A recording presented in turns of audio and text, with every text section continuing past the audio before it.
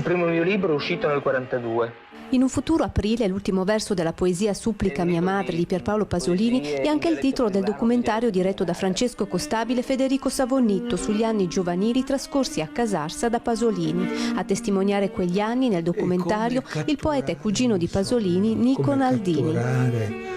Un'immagine passeggera. Lui un po' ci fa da filo conduttore per un po' ricostruire, ma soprattutto più che ricostruire, rievocare quel mondo. E questa rievocazione poi è stata portata avanti attraverso il materiale di repertorio, anche attraverso degli archivi privati, archivi personali di gente del posto, no? Che abbiamo conosciuto lì. Quindi abbiamo aperto i bauli, gli scrigni, gli archivi privati personali di alcuni contadini di Casarsa. Girato a Casarsa e nei luoghi pasoliniani, il film mette a confronto il Friuli degli anni 40 con quello di oggi, documentando ciò che resta e soprattutto ciò che è andato irrimediabilmente perduto.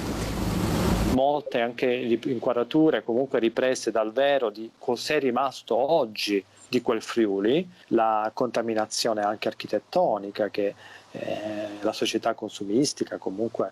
Questo è poi il tema centrale di Pasolini, quindi la scomparsa della civiltà contadina, no? Che in qualche modo è stato una tragedia, è un salto epocale per tutta l'Italia. Con un approccio intimo, in un futuro aprile, racconta anche un Pasolini inedito. Andiamo a indagare un mondo che è stato già narrato, per esempio, in Amado Mio, in Atti Impuri, ma con dei dettagli, speriamo, con una capacità di addentrarci nella sua interiorità che magari appunto nei testi non era emersa. Cioè abbiamo cercato di dare forma ad un immaginario, quindi anche di renderlo visibile, ecco.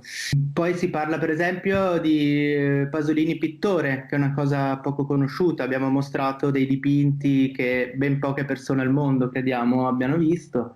Ecco, sì, questi sono alcuni degli aspetti inediti, oltre a tutto quello che è appunto il racconto da parte di Nico Naldini. Qualcosa che appare e dispare.